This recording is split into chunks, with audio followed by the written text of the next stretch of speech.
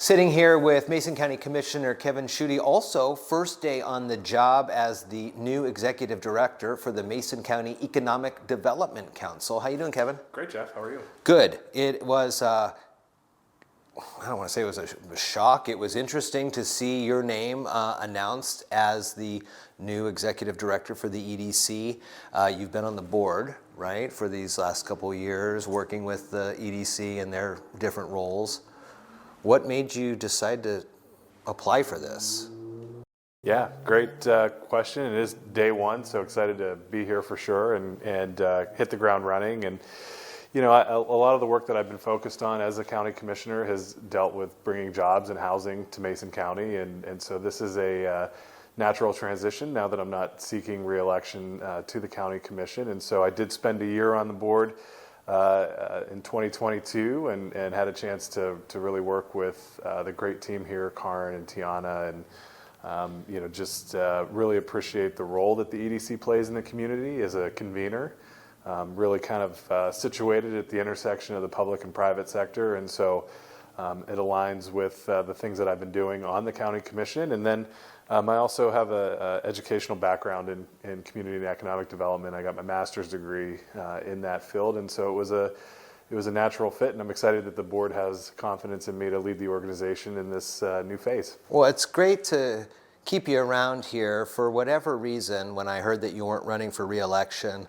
I assumed that this might start to be towards the end of the time that we'd see you here in our community. Maybe head back to the East Coast where I know you've got roots, but your wife Catherine is working with the hospital, and so you've really been able to, you know, stay in the community and understand the issues that are happening here. Let's talk about some of these as we look towards economic development. You know, I've been talking with folks for 20 years now about ways to bring more business into the community, and a lot of it always seems to center around the infrastructure conversation. I guess as a county commissioner from that seat, what are some of the ways that you can help advocate better or advocate more for that increased investment on the economic development side now? Well, I think the two things that I've learned in my role as a county commissioner that will translate well to this is, you know, really kind of preaching a gospel of patience and continuing to look forward. And so we have a lot of infrastructure needs in the community countywide. So water, power, sewer, those things are just sort of the necessary building blocks for any kind of economic development. And so understanding the way that our local governments operate and the way that my fellow electeds think about those types of projects, I think will be really helpful as we, you know, kind of chart our next steps here to try to attract some employers, attract more housing.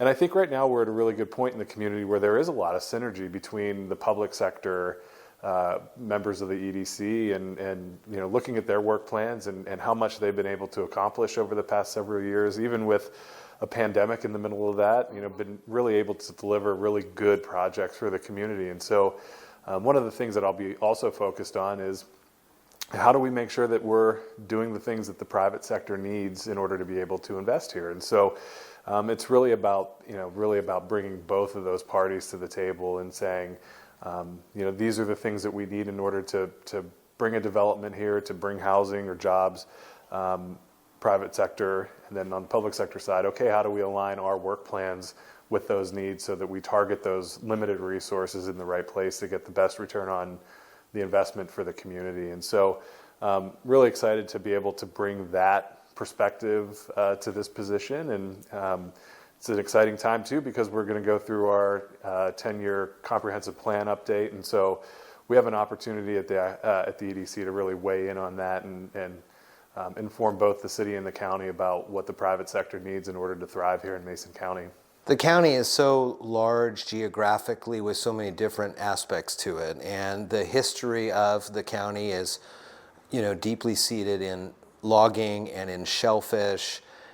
And how do you take those great traditions that we have and look at what economic development in 2024 looks like with the build out of the fiber now, more of a kind of a recreational economy that we have.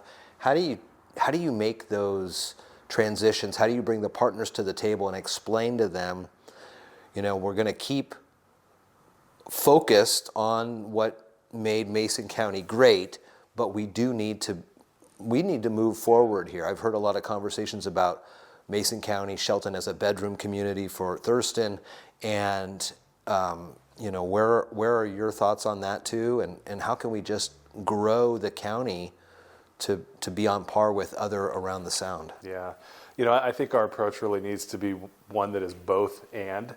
So one that both, continues to sustain and embrace our traditional economic roots, and whether that's timber or shellfish or those types of industries.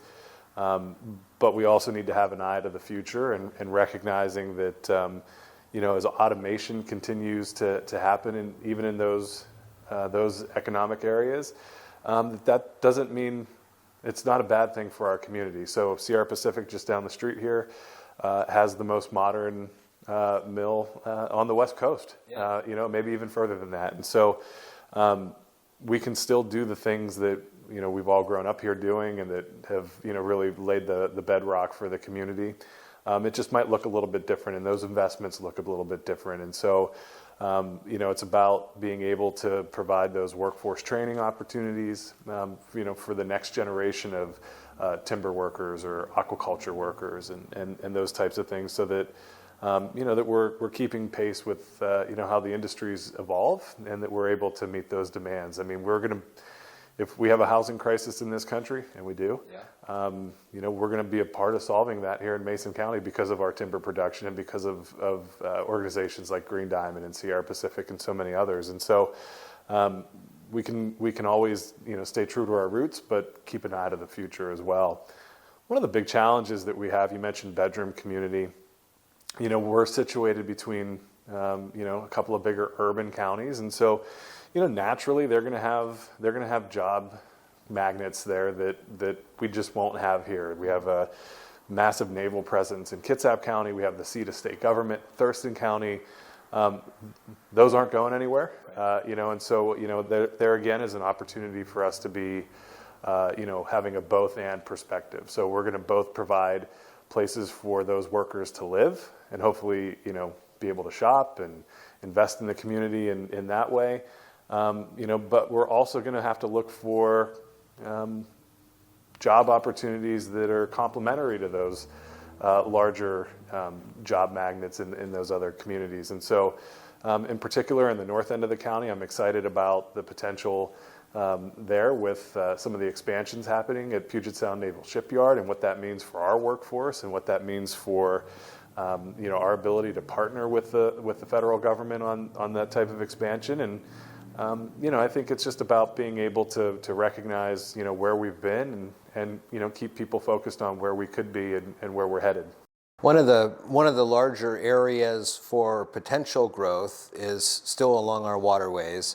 And as we focus heavily on the aquaculture and the shellfish industry, the fishing industries, things like that, our tribal partners that that have made their generations on fishing and things like that. One way to people talk to me about this and the stewardship is the sewer, the septic, and that's a heavy lift, and that's very expensive. Mm-hmm. But where does the EDC fit in on kind of a chicken and egg thing? Sure. Say, listen, we want you here. We understand that there's investment that's needed, but this is something we got to move forward here. Yeah, I think the antidote to that is good planning, and really being able to hear from the EDC's perspective in particular is to be that facilitator of those conversations between the private sector and the public sector. So that we know that we're targeting investment where we're likely to see development happen, and therefore, get a return on that infrastructure investment. And so, the way to have stable rates for people who are already on that system is through growth, sensible, sustainable growth, not all at once, overnight. Right. That's not healthy, but really kind of having sort of methodical approach to how we grow is really important. And one of the ways there's a sort of a natural regulator on that, in that we rely on a lot of support from the state legislature in order to do these projects. And so, as we build coalitions to get projects funded, it might take 2-3 plus sessions in order to get a project fully funded. And when you start at the design and feasibility phase all the way through construction. And so, we do have time to work on those things, but I think it's about being able to deliver a unified set of projects and a unified message to our legislative delegation to say, this is where the community wants to head, and then really task them with being able to support that at the state level, so that that they're prepared to advocate for our community when they're in Olympia. And I think those conversations can't just happen at the end of December through the 105 or the 60-day session. I mean, those are things that have to be happening year round. And so I think there's an opportunity for us at the EDC to engage on that a little bit more effectively, and and kind of chart that course with our legislators, so that they could say, hey, we think this is possible or doable, or hey, this might need a little bit more refining, or this project might not be as ready as you had thought. Let's go back to the drawing board on that. And so that really takes a lot of just really open communication between project sponsors, and recognizing that this session my project might be number one. It might be further down on the list. It's just depending upon kind of what feedback we're getting from the legislature and those kinds of things. And so us all just kind of recognizing that the vision is for Mason County and not for a particular entity, so that we're able to kind of refine what we're asking for and really be proactive in that. It's we got to check our egos at the door. I have to remind myself of that all the time. And really start at that, that foundational element of how are we going to benefit the entire community with what we're asking for. So you were on the board for a year. You have had, almost daily conversations as a county commissioner with the EDC, especially during the pandemic and those times there.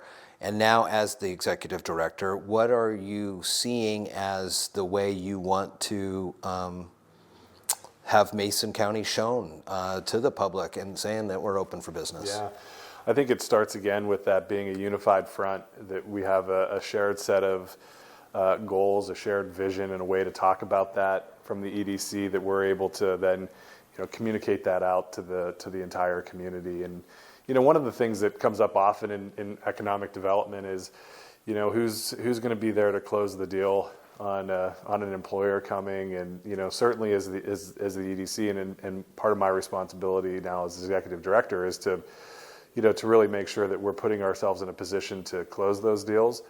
But the reality is it's a community-wide lift, and so I think being able to continue to work with the county through the comprehensive plan process and really charting out that 20-year vision for the community, working with the city, working with the public utility districts that we have here in the county, and so on and so forth. It's about having that unified message and being able to be able to market what we have to offer here, whether it's the availability of land and space with our ports, Port of Shelton in particular, with Sanderson Field, being on the kind of the cutting edge with what we're able to offer there, whether it's being able to point out our world-class recreation opportunities and the access to Olympic National Park and National Forest and Hood Canal and the Puget Sound. We just have a tremendous amount to offer. That's always been the case. And so how do we kind of put together that entire package that the community can support to attract opportunities here that align with the way we want to see our community grow? Here with the new executive director for the Mason County Economic Development Council, also current county commissioner in District 2 till the end of this calendar year, right? Correct, yeah, so through December 31st. That'll be another reason for you to celebrate and stay up until midnight, right? That's right, yeah. Kevin, thank you. Thank you, Jeff.